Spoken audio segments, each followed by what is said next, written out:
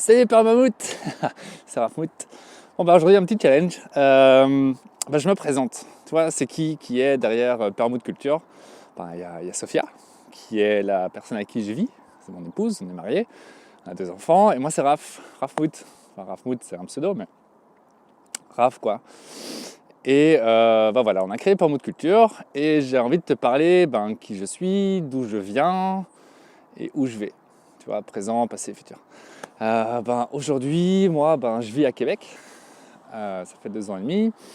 On s'est installé ici dans les hauteurs, dans la banlieue. Et je bosse dans le jeu vidéo. Voilà, mon boulot, c'est de faire des jeux vidéo.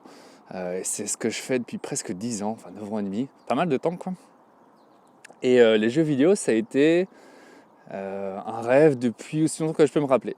Depuis aussi longtemps que je peux me rappeler, j'ai eu envie de faire des jeux vidéo. Dès que j'ai commencé à jouer aux jeux vidéo quand j'étais tout petit, je me suis dit waouh, c'est génial, je vais créer des histoires, je vais créer des mondes. Et j'avais envie de me perdre dans ces univers alternatifs. Et du coup, pendant toute mon enfance, mon adolescence, ma jeune vie d'adulte, j'ai fait ce qu'il fallait pour rentrer dans ce milieu-là. Donc ça a été le moteur qui m'a fait faire des choix d'études, des projets, des trucs comme ça, qui m'ont amené un jour à rentrer dans le milieu du jeu vidéo. J'ai kiffé ça, parce que ça a été un rêve qui s'est réalisé quand j'ai pu faire ça. Donc ça a été une étape vachement importante dans ma vie. Et voilà, et donc au début, c'était le gros kiff. J'aimais beaucoup faire ça. J'aimais beaucoup me perdre dans des univers alternatifs. Puis après, il y avait plein de gens assez smart dans le jeu vidéo, donc faire la teuf avec eux, sortir. C'était vraiment très intéressant, j'aimais beaucoup ça. Ça m'a permis de voyager dans quelques pays aussi. J'étais en Hollande d'abord, puis en Angleterre, puis en France, à Lyon. Et maintenant, je suis à Québec. Ça, c'est grâce aux jeux vidéo que je peux voyager comme ça. Bon, après, je reste limité à des villes, mais c'est quand même pas mal déjà. Ouais, petite précision aussi, moi j'ai grandi en Belgique, c'est de là que je viens. Voilà. Mon épouse Sophia, elle est de Bretagne, elle est française. Quand je l'ai rencontrée, m'a permis de mettre le doigt sur pas mal de trucs qui n'étaient pas vraiment réglés chez moi. Tu vois, des blessures d'enfance, des blessures d'abandon ou de manque d'estime ou de vouloir plaire aux autres, ce genre de choses. Donc j'ai commencé, quand j'ai rencontré Sophia, à faire un travail là-dessus. Donc j'ai commencé à évoluer, à grandir. Et c'est aussi à peu près à ce moment-là que j'ai commencé à ne plus être trop en phase avec mon travail. À réaliser que je parvenais plus à me remplir, à me nourrir entièrement. Je parle de l'âme, de l'intérieur, avec mon travail. J'ai grandi dans une famille qui m'a toujours dit que je devais faire des études, avoir un travail et tout ça. Et petit à petit, je commençais à déconstruire toutes ces croyances-là. Avec le travail que je faisais grâce à Sophia. Et puis assez rapidement, on s'est mariés, on a fait un enfant aussi. Et quand mon premier enfant est né, là, ça a été aussi un grand cap. C'est le moment où je me suis dit waouh, génial, j'ai un gosse, j'ai envie de passer du temps avec lui, mais je dois retourner bosser. Je dois aller passer, avec le temps de travail, les trajets, la pause de midi, 10, 11 heures, à un endroit qui n'est pas l'endroit où j'ai envie d'être, parce que l'endroit où j'ai envie d'être, c'est là avec mon enfant pour jouer avec lui, faire des trucs, passer du temps connecté, vraiment connecté. Mais en France, quand j'ai eu Peter, c'était 2 semaines de congé, 2 semaines quoi. Donc après 2 semaines, une petite crevette encore, et moi je devais retourner bosser. Alors je prenais le choix, j'ai toujours le choix, je prenais le choix d'aller bosser.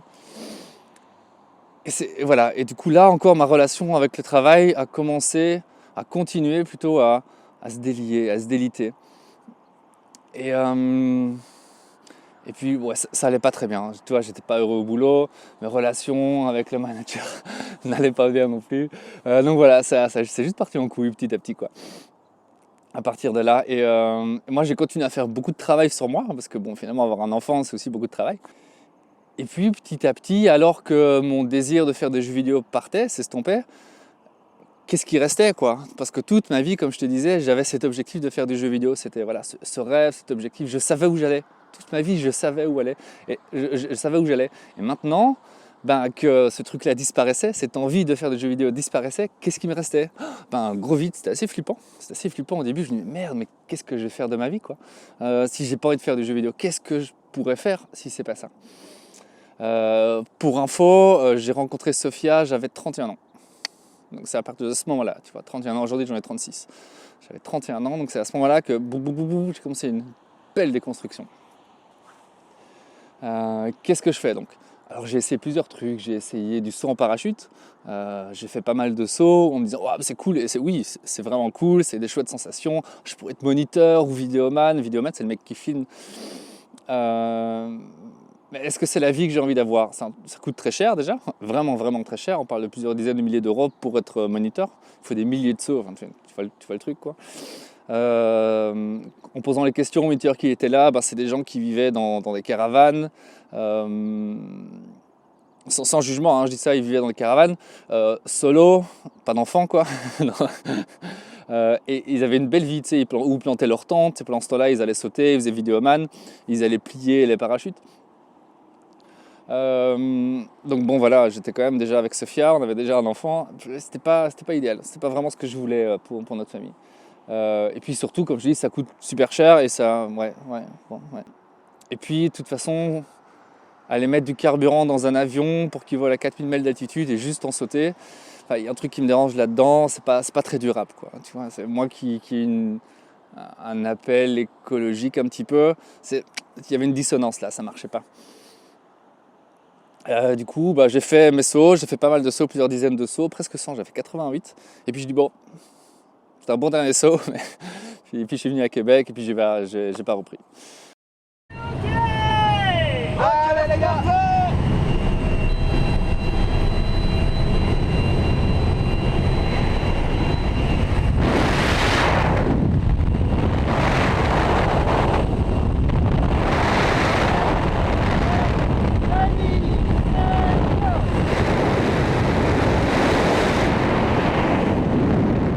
Voilà, j'ai essayé du parapente aussi, c'était vachement cool. Je me suis beaucoup posé la question de ce que j'allais pouvoir faire sans vraiment trouver. Et puis, ça n'allait plus du tout à mon boulot. Du coup, j'ai quitté, j'ai mis ma démission. J'ai eu Québec qui m'a contacté. Donc voilà, tu vois, les choses se sont mises en place quand même pour qu'il y ait du mouvement. J'avais besoin de ce mouvement. Le mouvement s'est mis en place, j'ai pris les opportunités. Et me voilà arrivé au Québec, où aujourd'hui, je suis à une place où j'ai pu enfin avoir un petit bout de terre. Donc j'ai une maison là en banlieue avec un petit peu de terre. Juste à côté, regarde, ma maison, elle est là-bas. Là-bas, tu vois, toutes les habitations, c'est vraiment pas loin. Et ici, je suis au potager collectif. Regarde, tu vois, on a toute notre plate-bande, on a un petit jardin médicinal. C'est moi qui l'ai designé. On a encore des plates-bandes, on a une vieille serre qui va être remplacée, les tomates. Enfin, tu vois, ça va assez loin quand même, quoi. Et on a même une petite plaine de jeux là pour les enfants. Et c'est vraiment pas très loin de chez moi. Donc j'ai eu accès à une terre chez moi. C'est pas grand, hein, c'est 200 mètres carrés, un truc comme ça. À ce bout de terre ici aussi, où donc c'est collectif, c'est-à-dire que tous ensemble on bosse dedans. Et j'ai découvert une nouvelle passion qui est la permaculture. Ça me convenait parfaitement parce que la permaculture, c'est vraiment cette vision globale, holistique, où chaque élément est en relation les uns avec les autres. Et ça correspond exactement à ma façon de penser aussi. Tu vois, en arborescence, où tu penses à un truc, puis tu fais les liens avec ça. Donc déplacer un petit objet, je vois tout l'impact que ça a sur tous les autres éléments de l'écosystème, si tu veux, quoi. Et donc c'est vraiment ça qui se passe en permaculture aussi. Et donc dès que j'ai découvert ce truc-là, je me suis plongé dedans. Tu vois, je regardais plein de vidéos, plein de bouquins. J'adorais ça, j'ai fait mes premiers tests, tu vois, ma première lasagne quand je suis arrivé en mai, donc en mai, bam, j'ai fait ma lasagne. C'est pas le meilleur moment pour faire une lasagne, mais bon, il fallait bien que je commence. Voilà, avec des résultats assez mitigés, tu sais, je te montrerai si tu veux. Mais je continue à apprendre beaucoup, quoi. Donc ça pousse, hein, j'ai des tomates, mais parfois je passe devant des jardins, tu vois les beaux plants de tomates bien verts, bien grands, mais oui, c'est pas tout à fait ça. Mais voilà, c'est cool, j'apprends. Du coup, j'avais envie de parler de mes foirages un petit peu. Plusieurs trucs dont je te parle là, c'est qu'en venant à Québec, finalement, je laisse une énorme vie sociale, très très riche. Je la laisse derrière moi, je la laisse sur le vieux continent. Et ici, je me retrouve, heureusement, j'ai quand même quelques amis qui sont venus ici. Mais ma core team, tu vois, mes bons potes, les Moots d'ailleurs, c'est pour ça que Raph Moot, ils sont restés au vieux continent et ça me manquait de pouvoir sortir avec le copain en mode roots avec qui j'ai quand même passé d'excellents moments, donc on a une très belle connexion. Et ici, refaire des connexions, déjà dans la culture c'est un peu difficile, le Québec, je ne sais pas si tu connais. C'est plus difficile. Et puis ben voilà, j'ai un enfant, il y a le deuxième qui est né ici, Zach. Et donc voilà, pour sortir, c'est un peu moins évident, parce que je trouve que c'est en vivant des choses intenses avec des gens qu'on crée vraiment des bons liens. Que ce soit un camp, que ce soit aller camper, ou que ce soit faire la teuf, ça crée vraiment des liens. Ce qui était beaucoup plus difficile ici, du coup, parce que beaucoup moins de temps. Du coup, gros manque, en venant ici au Québec, gros manque social, de connexion avec d'autres gens, de pouvoir lâcher la pression, quoi, et kiffer.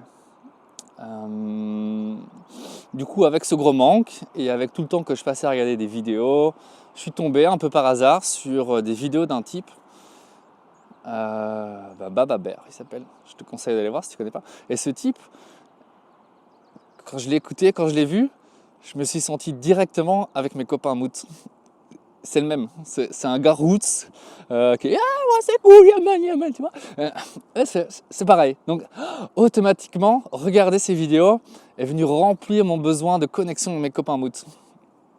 C'est vite que j'avais là, lui il est venu s'engouffrer là-dedans, ça m'a fait un bien fou. Et lui il parlait de permaculture, il parlait aussi de déconstruction, et c'est exactement là-dedans que moi je me trouve aujourd'hui. Je suis en déconstruction, je fais un énorme travail sur moi depuis plusieurs années déjà. Et ça continue, ça n'arrête pas, tu sais, les blessures d'enfants, de petits enfants, c'est un travail de toute une vie, quoi. Donc voilà, ça continue, grosse déconstruction. On peut même parler d'éveil spirituel, d'éveil intérieur, enfin plein de travail à tous les niveaux. Et puis il y a la perma, et lui il fait beaucoup de perma aussi, donc j'ai pu beaucoup apprendre grâce à lui. Donc c'est cette personne-là, Baba Bear, qui est devenue un petit peu mon mentor, si tu veux. C'est ok. Aujourd'hui, en ce moment, c'est la personne qui me fait miroir et qui est la personne que moi j'ai envie de devenir un peu. Donc Baba Bear m'inspire et je grandis un peu grâce à lui. Alors du coup, pour le remercier, je mets des pièces dans son chapeau, j'ai payé pour certaines de ses formations. Et voilà, c'est un travail que j'ai envie de continuer à faire. Ça durera le temps que ça durera. Mais aujourd'hui, voilà, pour ce segment de ma vie, j'ai envie de faire un bout de chemin avec lui. Et c'est probablement lui aussi qui m'a donné l'envie de faire des vidéos. Alors la raison pour laquelle je fais des vidéos sur Permaculture Culture, c'est pour créer du lien. Comme je te dis, j'arrive à Québec, pas beaucoup de connaissances, un gros manque au niveau de la connexion avec les gens. Du coup, je crée des vidéos et je donne ça au monde. Je dis, voilà, c'est cadeau, c'est pour vous. Si ça vous parle, si ça vous intéresse, venez vers moi et puis on discute. Par exemple, ce week-end, j'organise un atelier compost. Venez, on va pouvoir manger un petit coup, boire un petit coup, discuter de compost et d'autres choses. On peut venir se balader ici dans le jardin collectif. Parce que là, il y a un tas de BRF, on peut aller voir là-dedans. Tu as plein de tas de déchets verts, on va aller voir là-dedans ce qui se passe. Tu as le compost là aussi. Tu vois, là où tu as les palettes, plein de différents types de compost, celui qu'on laisse pourrir, celui qu'on laisse vieillir, mais de plusieurs années, et celui qu'on fait chauffer et qu'on fait bien, quoi. Donc voilà, on pourrait aller voir ces différents types de compost. Et donc voilà, donc moi j'évolue dans la permaculture, je découvre plein de trucs, j'ai plein d'envie, quoi. J'ai envie de... Automatiquement, dès que moi je me suis mis dans la permaculture, j'ai eu envie de développer mon autonomie. Ça vient tout seul, ça vient avec le principe de la permaculture. Mais développer mon autonomie autant que possible, reprendre la responsabilité de mes besoins. C'est vraiment ça. Comment je me chauffe? Est-ce que je dépends du circuit où je paye? Ou est-ce que j'essaie de me débrouiller autrement? Comment je me nourris? Comment je me loge? Comment je m'éduque? Comment j'éduque mes enfants? Et tout ça, je le déconstruis. Et j'ai reconstruit quelque chose qui est à ma manière, qui est à mon image un petit peu. Donc voilà, c'est un énorme chantier, mais c'est génial. C'est génial. Du coup, les autres projets qu'on a, c'est qu'on est rentré dans un cohabitat aussi qui est en train de se former. L'objectif, c'est à plusieurs d'acheter un gros terrain. On vise le 15 hectares pour mettre quinzaine d'habitations, 15-20, ça va dépendre un petit peu de la taille qu'on a. On va viser autant que possible l'autonomie. Autant que possible, en sachant que c'est pas évident, peut-être que c'est même impossible à 15 familles. Mais on va voir ce qu'on peut faire avec l'espace qu'on a. Et du coup, c'est moi qui suis en charge du comité permaculture, donc c'est moi qui vais mettre en place tout le design. Et donc c'est une opportunité géniale pour moi de pouvoir m'éclater dans ce nouveau domaine qui est la permaculture, qui est ce qui me parle aujourd'hui. Donc voilà, le jeu vidéo, c'était ce qui me parlait toute ma vie, jusque pendant la vingtaine. Et arrivé à la trentaine, il y a une petite phase de vide, tu vois, il y a une petite descente. Ah, qu'est-ce que je fais là en bas? Et viou, ok, c'est bon, maintenant j'ai trouvé, maintenant je peux partir dans cette direction-là. Et pareil, ça durera le temps que ça durera. Peut-être qu'à la quarantaine, à la cinquantaine, j'aurai une autre crise et envie d'autre chose. C'est cool, c'est génial, mais au moins, ma vie, elle reste en mouvement, quoi. Elle reste en mouvement. Et ouais, c'est pas évident de trouver sa voie, mais si tu cherches, tu trouves, j'imagine, quoi. Dans tous les cas, le mouvement amène les réponses, quoi.